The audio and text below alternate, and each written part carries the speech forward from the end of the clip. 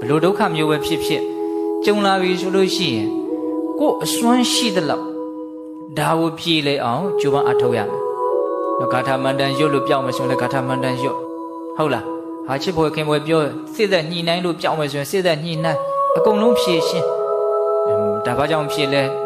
ဒီဟာမဖြစ်အောင်ဘယ်လိုလုပ်ရမလဲအကြောင်းကိုမြင်အောင်ကြည့်ရှားပညာရှိတဲ့နဲ့တိုင်ပင်ဆွေးနွေးတဲ့ရင်ဆွေးနွေး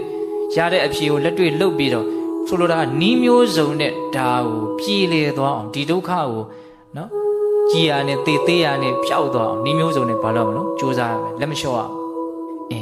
နောက်ဆက်ပြောတာလေးကပိုးစဉ်းစားတဲ့အကောင်းအဲ့လိုနီးမျိုးစုံနဲ့အစွမ်းရှိသလောက်တတိကုံထုတ်ပြီးတော့ကြိုးပမ်းအားထုတ်တော်လဲပဲတစ်ခါတလေမှဒုက္ခကမငြိမ်ဘူးဘလောက်လို့လို့မှဒုက္ခကမငြိမ်ဘူးဖြစ်เสียအကြောင်းရှိတော့ဖြစ်နေပြီဆိုရပါစို့ယောဂတွေဖြစ်လာတယ်တက်ကျွမ်းတဲ့ဆရာဝန်တွေနဲ့ပတ်စံနဲ့အကုန်ခံပြီးတော့အကုန်ကိုယ်စွမ်းဉာဏ်စွမ်းရှိသလောက်ကင်ကုတော့ကုတာပဲဒါပေမဲ့ကုတဲ့ကြားတွေကပဲတချို့ပျောက်လားမပျောက်မပျောက်လို့တည်သွားကြတာပေါ့ဟုတ်လားအဲ့လိုမျိုးနီးမျိုးစုံနဲ့ကြိုးပမ်းအားထုတ်တယ်မရဘူးဒီဒုက္ခကဖြစ်နေပြီဆိုရင်ဘယ်လိုလုပ်မလို့ငါဘဝရကြောင်းကံတရားတွေကိုပြုခဲ့လို့ဘဝရလာပြီရလာရင်ဒီဘဝမှာမဖြစ်เสียအကြောင်းရှိရင်ဘာမှတားမရဘူးဖြစ်တာဟုတ်လားအဲ့ဒီဖြစ်လာတာကိုငါတတ်နိုင်တယ်မြနီးမျိုးစုံနဲ့မဖြစ်အောင်ငါလုပ်ပြီးပြီအခုမရဘူးဆိုလို့ရှိရင်လူရလို့ဖြစ်လာရင်လူဒုက္ခဆိုတာခံရတယ်ဟုတ်လားတကယ်တမ်းကဘုန်းတို့ခန္ဓာမှာဖြစ်နေတဲ့ဒုက္ခတွေကဒီခန္ဓာကြီးဖြစ်နေလို့ကိုကြုံနေရတာအဲ့လိုကြုံရပြီဆိုလို့ရှိရင်ဖြစ်เสียအကြောင်းရှိလို့ဖြစ်လာပြီဆိုပြီးတော့ကိုပြုတ်ခဲ့တဲ့ကံတွေကိုစဉ်းစားပြီးတော့ဘာလုပ်ရမလို့ဆိုတော့သိခံရမယ်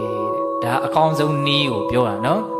နည်းမျိုးစုံနဲ့ကြိုးစားမရဘူးဆိုရင်မှန်မှန်ကန်ကန်စဉ်းစားပြီးတော့ဒါကိုသိခံဒီမခံမဲနဲ့ဒေါသတွေနဲ့မကျေနပ်ချက်တွေနဲ့တုံ့ပြန်နေမယ်ဆိုရင်လည်းအကျိုးရလက်ကပိုးတောင်ဆိုးသွားနိုင်တယ်ဟုတ်ရဲ့လားအဲ့ဒါလေးကိုဘုံဘုံကသဘောကျအဲ့လိုမျိုးနော်စရာဗျာတိမရဏခယနတနာအိုရင်နာခြင်းတေခြင်းကုံခြင်းပြက်ခြင်းဒီတရား၅မျိုးနဲ့ပတ်သက်လို့စိုးရိမ်မယ်ဆိုရင်မစိုးရိမ်အောင်ဒါငါတယောက်တည်းဖြစ်နေတဲ့ကိစ္စမို့အားလုံးဖြစ်နေတဲ့ကိစ္စနော်စိုးရိမ်ခြင်းအဖြစ်အစာပြက်မယ်ရုပ်ပြက်မယ်ရန်သူဝမ်းသာမယ်ချစ်သူဝမ်းနည်းမယ်ဘာအကျိုးမှမရှိဘူးလို့စဉ်းစားပြီးတော့ကိုယ့်ကိုယ်ကိုငြိမ်းအေးအောင်နေနိုင်ရမယ်လို့